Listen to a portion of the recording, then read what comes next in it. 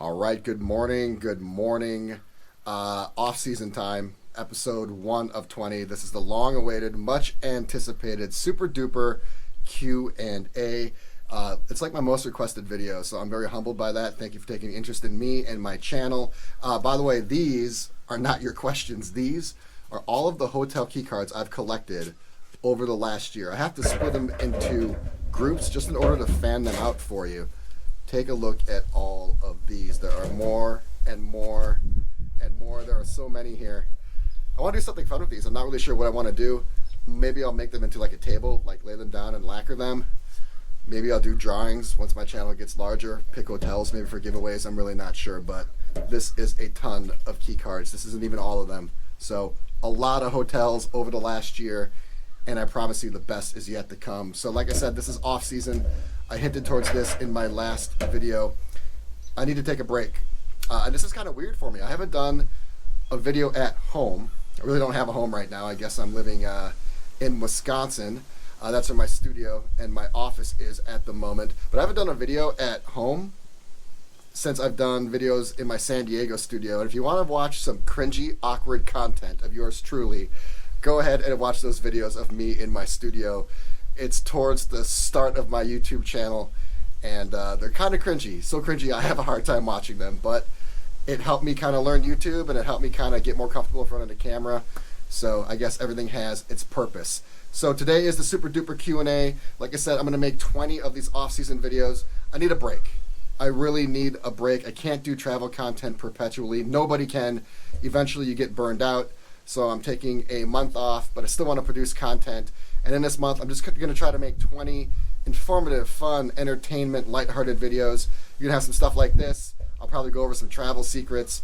I will probably reveal some stuff about myself, maybe do some daily stuff. And of course, I'm going to order some foods from around the world. I'm going to order some best foods from around the world. I'm going to do more Gold Belly videos. I'm going to order the best pizza, the best brownies. I'm going to try to do some really fun stuff for you guys over these 20 episodes. But don't worry, travel content resumes after these 20 videos. And I am going to one of the best tropical destinations in the world. Okay, this place has some of the best hotels in the world. People love this place. It's extremely popular. And I'm going for 36 days. 36 days, 9 hotels. Usually I spend 3 nights at a hotel. In this place, I'm doing it for 4. So I need to get myself mentally, physically, and emotionally prepared for my biggest trip of all time. To say it's epic would be an understatement. So today I'm doing a Q&A. I'm going to split this into 2 sessions. This I think is going to be the best one. The second one is the one you want the most, but this one I think is going to be the best one. I'm going to answer the best travel questions in the world. These are your travel questions, so therefore they are the best. I'm going to start with the people that ask the questions who are the biggest supporters of the channel. I think that's only right. These are people who comment on a lot of my videos and support me and has supported me from the beginning. So the first one, Anthony Lagano, what's up, man? This guy is really funny, really clever, a big supporter of the channel. Anthony, I really, really appreciate your support. Really enjoy your comments, by the way, as well. And Anthony says, hey, Mr. James, maybe tell us some other cities you've been. I know you like Miami. I live in South Florida, by the way. What city do you call home? Well, like I said, right now I'm in Wisconsin. I was in San Diego for a decade, America's finest city. I really did enjoy San Diego, but it was time for me to get out of there. California just was getting really, really crazy. It wasn't the city I moved to, San Diego, a decade ago, and California isn't the place it used to be. So there's a lot of people that love California. It was a seminal part of my life, a very influential, magical part of my life, but doors shut, chapters closed, and it's time for a new one for me. Where have I been? Anthony, this question would take a long time. I've been all over the world many times. I've been to London over 20 times, Paris over 10 times. I've been to Asia, I've been to South America. But really, most importantly, when it comes to countries, I don't talk about how many countries I've been to. I talk about how many cities. Because you can go to Italy, but Italy has Amalfi Coast. It has Sicily, Rome, Florence, Venice, Milan.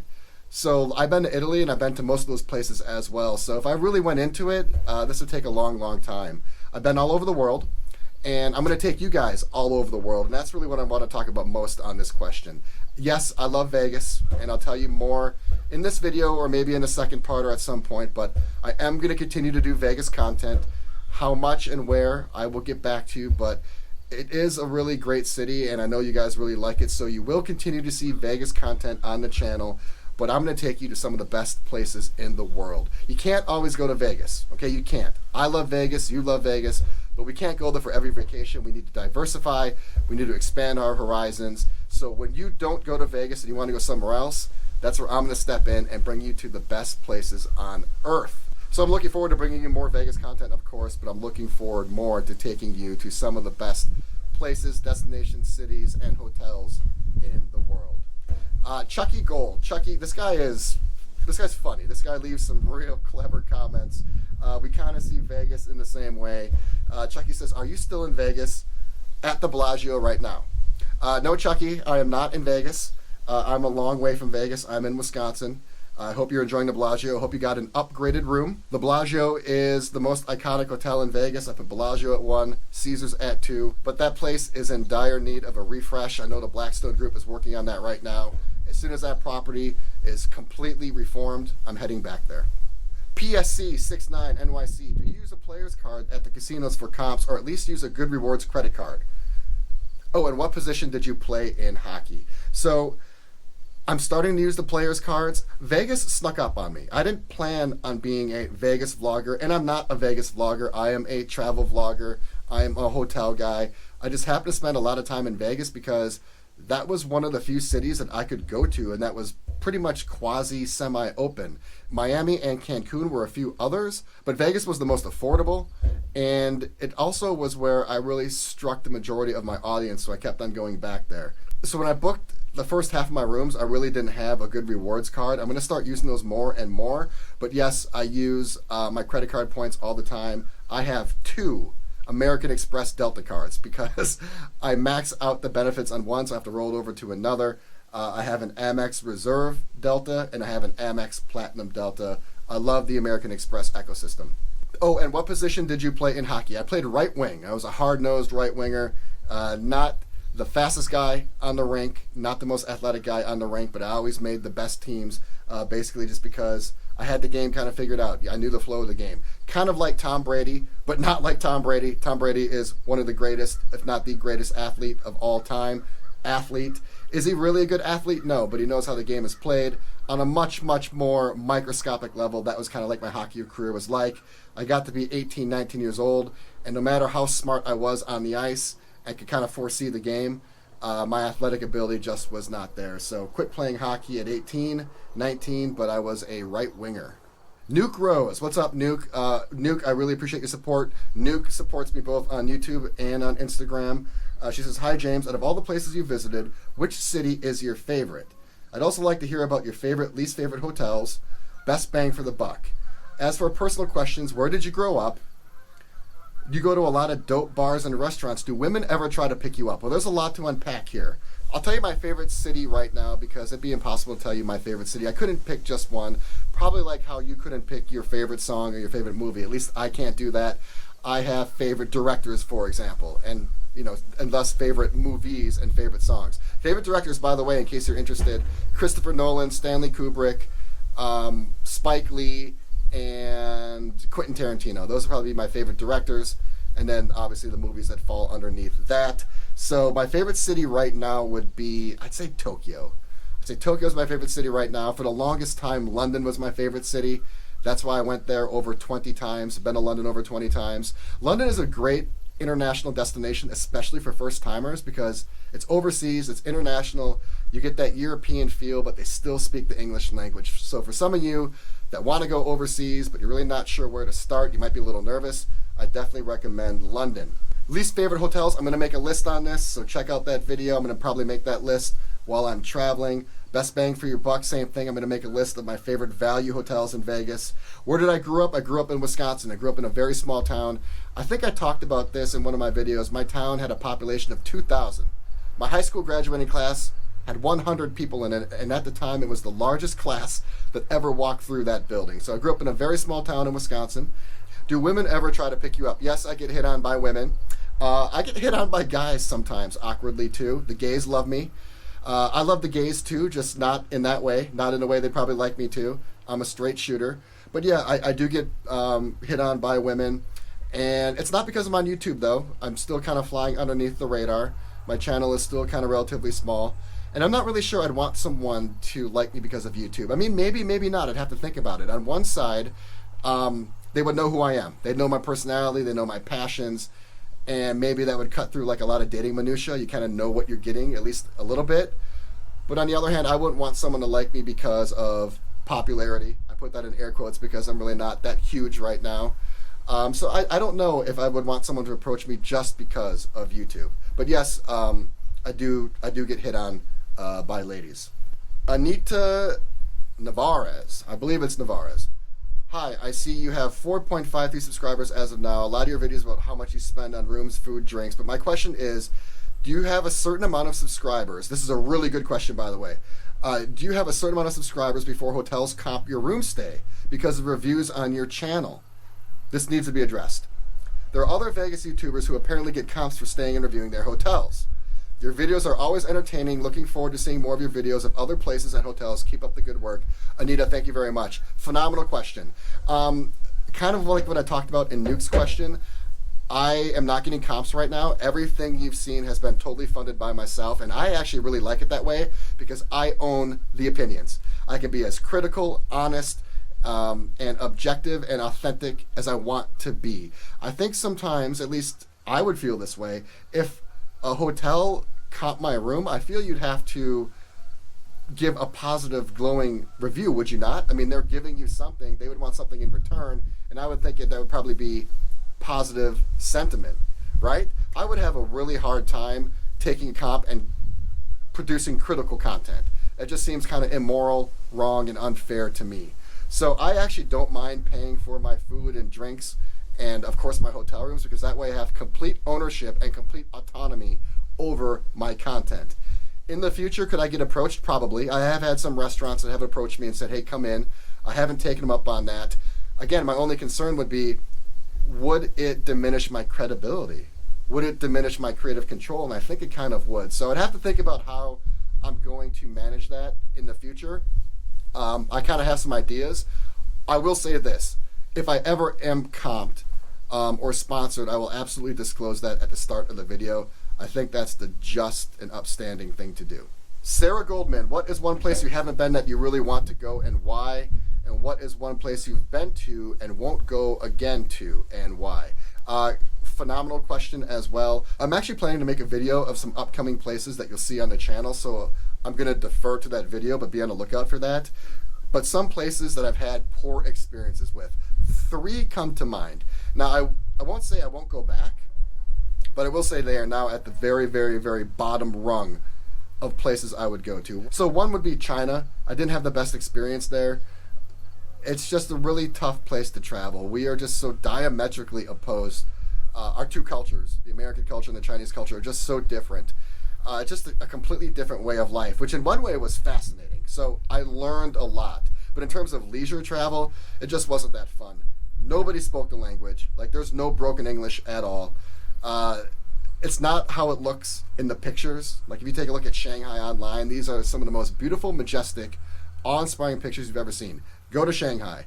It looks nothing like that. You can't even see like a block down the street because there's so much smog and pollution. So that was kind of like a bait and switch thing for me. I would go back to China to see the Great Wall, and they do have 13 W properties over there. So eventually I think I'll get over there again, but it is on the very bottom of my list. Another one where I had a disappointing experience was Hungary, Budapest. And that's supposed to be one of the best places to visit in the world. My experience was the people were really cold. The city just kind of seemed sterile.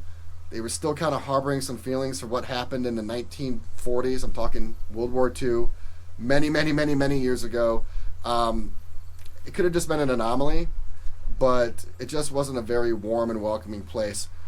It had a lot of history. It's a really unique city. I'd be willing to give it a second shot. I'd be willing to give anything a second shot, but I didn't have the best experience there. And another one would be Rio, unfortunately. Went down to Rio for over a week. Barra da Tijuca, Copacabana, Ipanema, Leblon. It rained the entire time, which I do not fault the city for, but lots of crime. In fact, scary, scary crime. It doesn't really look like how it was in the pictures. The oceans were polluted. If you remember the Rio games, People couldn't go in the ocean because there were flesh-eating bacteria living in the ocean.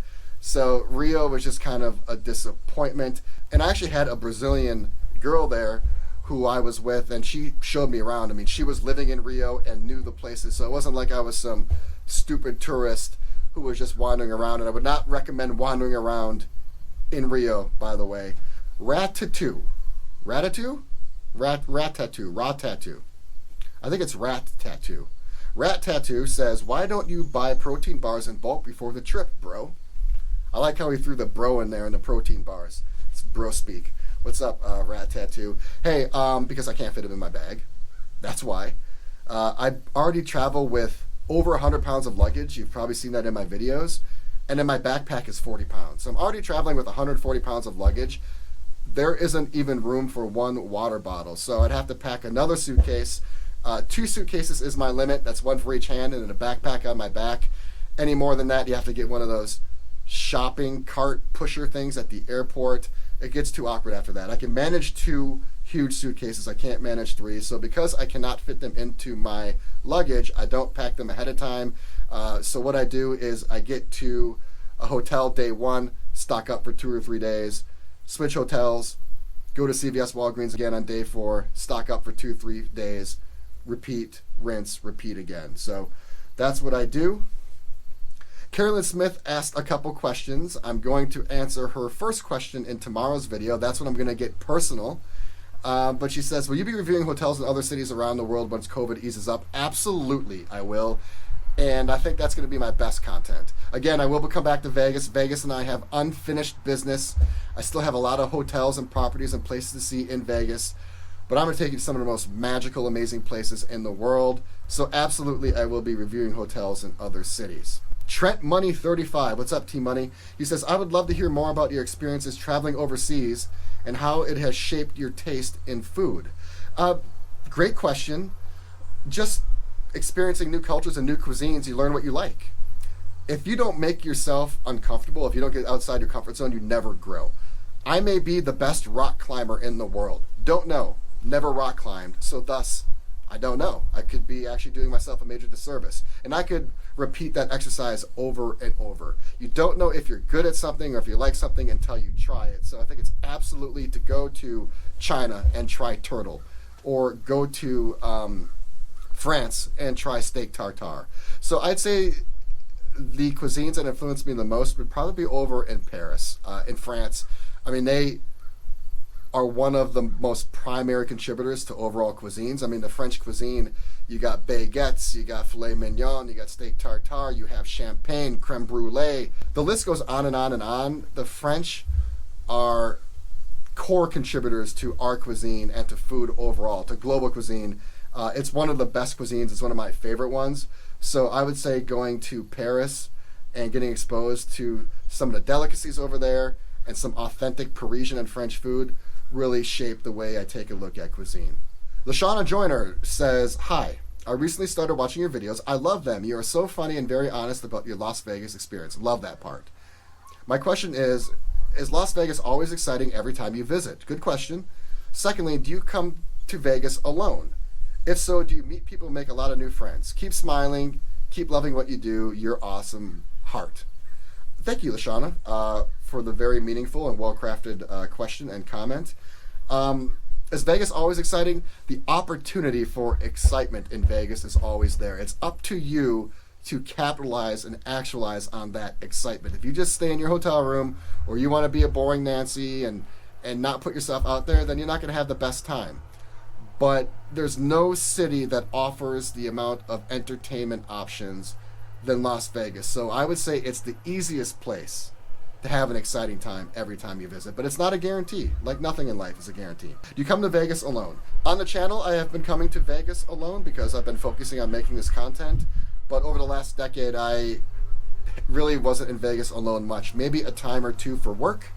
But usually I would go to Vegas with someone, whether that's a significant other or a group of friends. And I did that a lot over the last decade. That's where a lot of my Vegas knowledge came from. The stuff you haven't seen that's been off camera, but I've done over the last decade. And then the last part of her question, do you make and meet a lot of new friends? So yes, I have friends in Vegas. I do hang out with them while I am out there when I have a free night. They have been with me when I have made some of the content. I don't put them in my videos because I'm very careful with what I show in my videos. I want my videos to be perfect, to be excellent, and just showing a random friend doesn't really make a lot of sense. I want my videos to be about the hotel and really not about me. But that is why I do make my travel diary series. If you want to know a little bit more about me, I go a bit more personal in those videos. But yeah, I do have friends in Vegas. I will say, though, after going to Vegas for the last decade, you will meet people, you will make friends, but maintaining those relationships are hard. And that's because you share a short window in time. You're in Vegas for a night, 2, 3. You might be from Oregon. They might be from New Jersey. Yeah, you hit it off. You met at a club. You met at the pool. You met at a sports book. You played beer pong or you shot pool. You had the best time ever.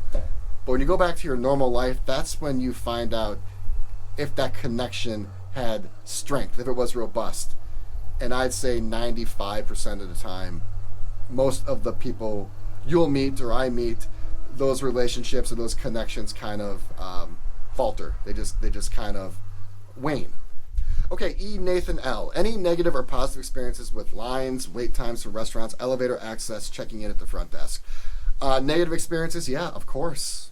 It's travel. It's Vegas. It happens, especially when you're dealing with a human element. I remember when I used to go to STK all the time, and that was my favorite restaurant, I'd have a reservation at 8 or 9 p.m. Friday, Saturday night. I would have made the reservation a week or two in advance. I would have to wait an hour to an hour and a half just to get seated. That's just the nature of the beast at a hot restaurant. I think it's really important to be realistic when you travel, to be objective. Yes, you want the best, but are you paying for the best? You know, when you go to Mirage, and you might see a little dust on a van, or maybe the lines were long, or perhaps you weren't greeted with the largest smile in the world by your front desk associate. Are you paying for excellence? Are you paying for greatness? No, Mirage is a good hotel. Maybe borderline great, but not excellent, not outstanding, and certainly not perfect. I think people need to really be realistic with their expectations when they travel. People want to pay $150, $200, $250 a night sometimes, but expect perfection. They want the biggest smile from their customer service. They want 5 diamond customer service. They want the room to be clinically spick and span. Housekeepers up there immediately. And that's not what you're paying for. You're not paying for that. At $150, $200 a night, you shouldn't expect that. You shouldn't even expect that at $300 a night. Now, at $1,000 a night at the St. Regis, absolutely, because that is a perfect hotel. But I think you need to be realistic. So if the front desk person has a bad day, yes, that's unfortunate. They should be a professional at all times. This is the human element. It happens. Now, it's less likely at the Wynn than it is at Bally's, but it still could happen from time to time anywhere. At Wynn, you pay for excellence. So you're going to get excellence, but you're not going to get perfection. At Bally's, you pay for goodness. It's a good hotel, but you're not going to get greatness or excellence. So I think it's really, really important to be objective with the brand and product that you're buying. Just like when you buy a Toyota, one of the best cars on the planet, perhaps the best value car on the planet, but it's not a Mercedes. You're not expecting Mercedes trim and Mercedes luxury. The same thing goes for hotels. So I think it's really important to be realistic. There's always a human element that no matter where you go, it could even be the St. Regis, Ritz-Carlton, Bulgari hotels. No matter where you go, there's always going to be a human element. So no matter how good the hotel is, you could have a slight bad experience. And of course, when you're dealing with the human element, you're going to deal with long lines and long wait times. It just happens. Now, if that happens consistently, then we have a problem, right? If I go to Wynn and the lines are always long, that's an issue. If I go to a restaurant and the wait staff is never friendly, or the food isn't on point all the time and I'm paying for high-end food, that's a problem. If I come to the rooms and they are consistently dusty at like a Vidara or Aria, that's a problem. So an anomaly once in a while, a speck of dust, or maybe housekeeping comes up late, or the lines were long, or I didn't get the biggest grin at a higher end hotel, I let it go because it happens from time to time. But if it happens consistently, then we have a problem. So Myron Smith, Trent Money again, double questions for Trent Money, and then Gavin Thornton. They all kind of talk about the same thing. Myron Smith, I love all the videos. What are your top 5 bars, nightclubs, restaurants, and pools? Trent Money, are you going to do an Ultimate Foodies Guide to Vegas? And then Gavin Thornton, will you do a rate and list of all the Vegas hotels you've stopped at, starting with the first, etc., etc. Yes, I'm going to do all those. I'm going to do a ton of Vegas recap videos, my top 20 hotels, top 10 restaurants, top 10 steakhouses, top 10 sushi places. I'm going to do the best value hotels, best pools. All that stuff is coming. Just be patient. Okay, Ven006, what are the best tips for someone coming to Vegas for the first time ever? Good luck, Ven. Good luck to you. No, I'm joking. We all go to Vegas for the first time. Just like we all are freshmen for the first time. We all start with 0 views and 0 subs. We all got to start somewhere. My biggest thing would be to pay attention, to get out and see the city and realize what you like. Do you like the north end of the strip? Do you like the south end? Do you like the crowd here? Do you like the activities there? When you walk by a place, did it really appeal to you? What don't you like? Just pay attention to what you like, what was really profound to you, and that way when you come back, you can explore that more. You will start to develop inside tips, hacks, things like that. It typically happens after 5 or 10 trips. It really helps if you have a Vegas mentor who can kind of show you a few, which kind of lead into another. There are a lot of inside secrets in Vegas. It does take some time to learn them, but you can learn them on your own. You won't learn them on your first trip, but I'd say around trip 5 or 10, you'll really start to figure out the city. Austin Herrera, what's up, Austin? Any plans to do any of the hotels downtown Vegas? Absolutely. So I did Circa, loved it. Fremont Street surprised me. I haven't been there in years. It's a lot different than how I remembered it. Can't wait to get back to Circa. I know there are some other great hotels down there like the D and the Golden Nugget. You will absolutely see downtown Vegas content on this channel. Neverland Pixie, ooh, any tips for the planning stages of your travel? Yeah, generally speaking, the stuff that I do is just kind of subconscious now because I've been doing it forever. But I think the first thing that I do is I take a look at the time I want to go. I'm always looking at the weather and when the best time to visit and when the worst time to visit is. In a lot of places I go to, there is on season and off season, and I want to make sure that I go during on season or as close to on season as possible so I get the best weather. You also want to make sure you stay in the right part of the city. You know, New York is a big city. Miami is a big city. Los Angeles is a big city. You just can't go to Los Angeles. You just can't go to New York. There are boroughs and then subsectors or subsections within those boroughs. You want to make sure you stay in the right part of the city. I actually have a hack on this, and that is stay at a phenomenal hotel, because the phenomenal hotels are always in the best locations. They're always in the best parts of the city, the safest parts of the city, and in parts of the city with the best attractions, best shopping, and best restaurants. The Ritz-Carlton, you're never going to find a bad location. St. Regis, you're never going to find a bad location. W Hotels, never going to find a bad location. Now in Miami, there are 4 Ritz-Carltons, so you need to do a little research on which part of the city you want to stay in. But if you don't know and you're just going in blind, but you want to make sure you're in a safe part, a nice part, a luxurious part, a fun part, always choose a great hotel, because the best brands always are in the best locations. Why don't you go to Reno? Nobody does vlogs there. Nice hotels, casinos, restaurants. I like going there even when I lived in Vegas just to vacation. Man, my channel, I focus mainly on like cosmopolitan cities. I got no problem doing like small towns. I grew up in a small town. I've actually done some small content on the channel. But right now, I'm focusing on like the Miamis, the Cancuns, the Vegases, Tokyos, Londons. That's where my passion is. I'm not a Vegas vlogger. I'm a guy who loves Vegas and has a passion for Vegas. There's a big difference. I don't live in Vegas. And I think if I did live in Vegas and I got burned out on Vegas, I got burned out in Vegas, not even living there, but you know what I mean. I think I'd want to diversify my content and get up to Lake Tahoe and get up to Reno.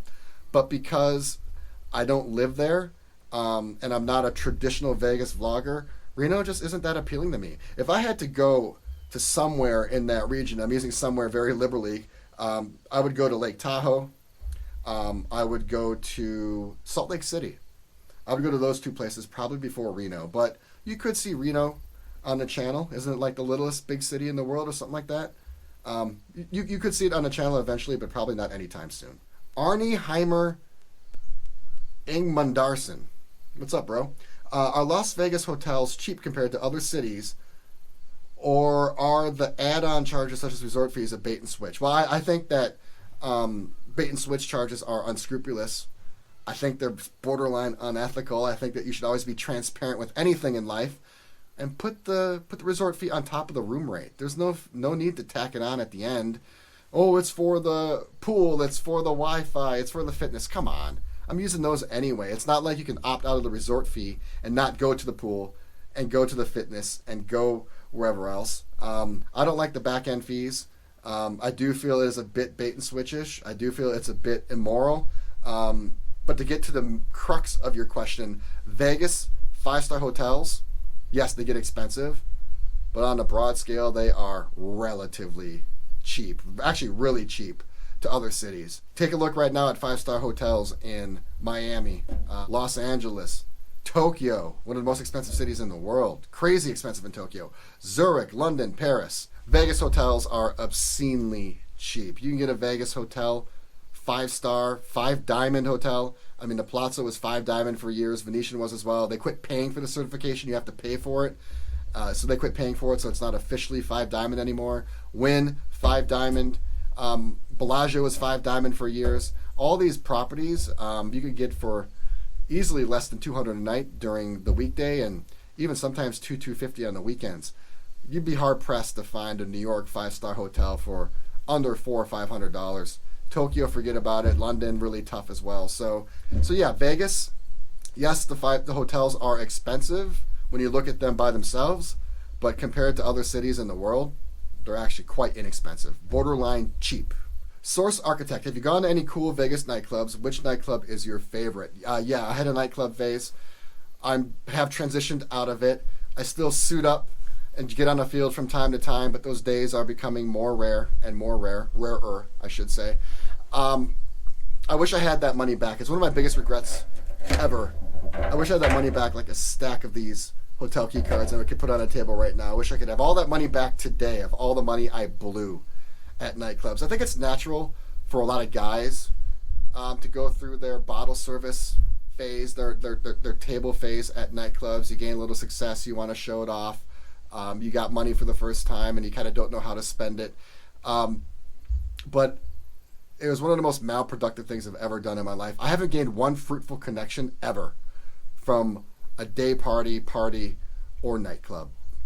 Not one romantically, not one from a friendship perspective, and not one from a business perspective.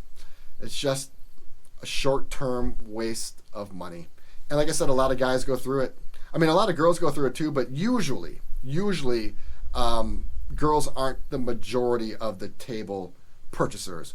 You do see girls purchase tables. I see it all the time, but it is heavily weighted towards guys buying the tables and then girls approaching guys at the tables. And that's one reason why guys get tables, because they think they're going to get the girl. But let's be honest, how many times do you ever meet someone, they said, yeah, we met at Excess. Oh, yeah, we met at Omnia. And they're married and happily married. It's rare. It's really, really rare. How many times do you ever meet someone who started a business, two partners, and said, oh, yeah, we hit it off at Dre's Beach Club, and now we own this this successful tech startup? Never. It's such a big waste of money and time. I can't stop you from doing it. I highly advise against it, but we all go through it. I certainly did, and I wasted and blew a ton of money. I used to know the clubs. My favorite clubs, by the way, were XS and Marquee. I was doing Vegas for a long time. I started over a decade ago. I mean, that was still at the time with with Hard Rock, and I think it was still pure. It was still pure at Caesars. It wasn't Omnia yet. It was pure. So I've seen the clubs, and it wasn't what it is now. It was Tryst, and whatever it is right now, is it Intrigue? At Wynn, it was Tryst back then. So I've seen the clubs in Vegas. The names roll over and the concepts roll over 2 or 3 times. My favorite clubs were probably Marquee, XS. I always went where the DJs were. I would follow the DJs because I had a certain type of music that I liked. So if there was a DJ playing here, I'd go there. If there was a DJ who was a resident there, I'd go there. I used to go so much. I used to know the tables by heart. So, like, I used to have the floor plan memorized. So they'd say, "Oh, we got table number 12 at XS." I'd say, you don't have table number 16? No. Some guy just put down $5,000 for table 16. Yeah, but the limit at table 12 is too high. It's at 3. Well, I'll do 2. And I could do this for all the clubs in Vegas. So I really had them memorized for a long time. And I'm not proud about that statement. So if you got to go through your club phase, go through it, but temper it to the best you can. You'll want that money back at some point. Last question. This is actually probably my favorite question, or one of my favorite questions. Michael Billy G, or Michael Billig.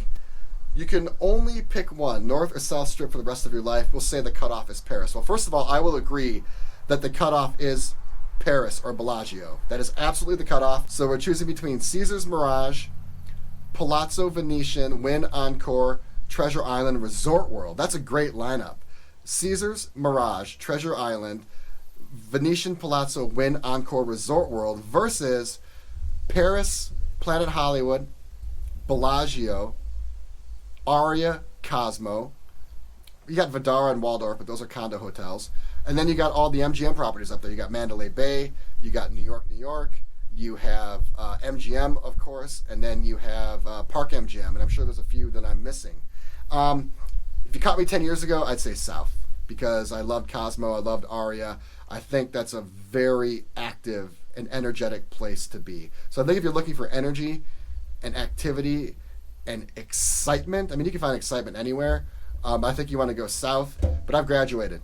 I've graduated towards more refinement, a little bit more of a classy stay, something that's a bit more distinguished and a bit more discerning. I'm going Venetian Palazzo, Wynn Encore, and of course now you got Resort World down there. So for me, right now it's a very easy decision. I'm going North End, but if you caught me a decade ago, I'd probably go South End. All right, so that was the last question. That is it for part one.